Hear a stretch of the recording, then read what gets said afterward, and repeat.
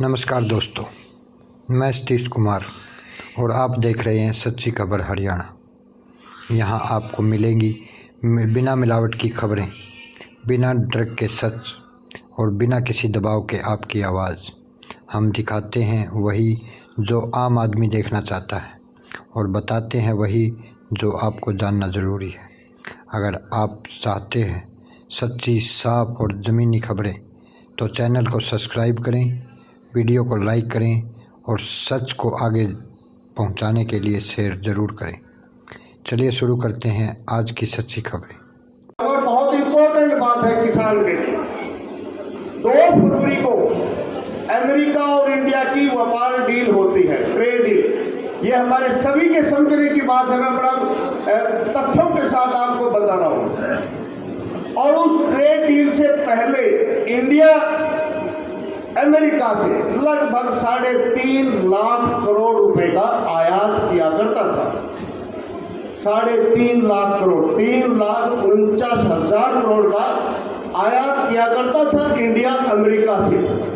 अब इस डील के तहत 45 लाख करोड़ का आयात करने के लिए इंडिया को मजबूर किया गया है। कंडीशन लगाई है कि आपको 45 लाख करोड़ का हमारा सामान खरीदना पड़ेगा और उसके बदले में जो हम हमारे यहाँ सामान बेचेंगे, सरकार की आमदनी होती है टैक्स के जरिए। हमारे किसान के ऊपर तो 28% का जीएसटी लगाने का काम करते हो।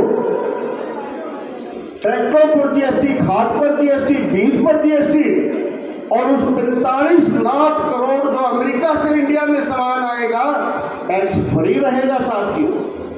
उसके ऊपर कोई टैक्स नहीं लेगी भारत की सरकार। और जो हमारा सामान अमेरिका में जाएगा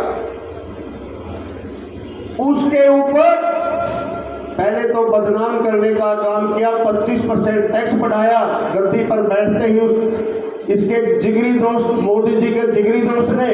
उसके बाद जब तेल नहीं लिया उनसे 25% की पेनल्टी लगाई। साथियों, पंचायत में बैठ करके यदि कोई पंचायती भाई किसी को ये कह दे कि आपको 1 रुपए का जुर्माना लगाया जाता है तो वो आदमी गर्दन झुका लेता है, शर्म से और बाहर निकलना मुश्किल हो जाया करता है।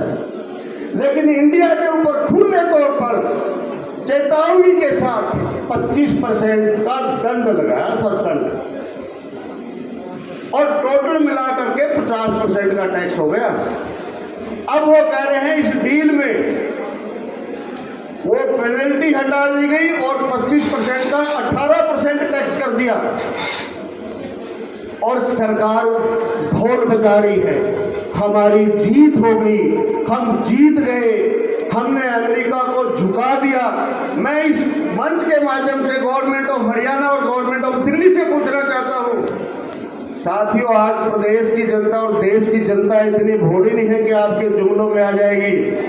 आप मुझे बताइए, ट्रंप के बनने से पहले इंडिया के ऊपर 2 से 2.5% टैक्स हुआ करता था।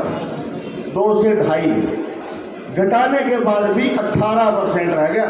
हम तो 18% टैक्स देंगे और वो फ्री में हमारे यहाँ करके सामान बेचने का काम करेंगे। इस डील की ढोल बजाई जा रही है।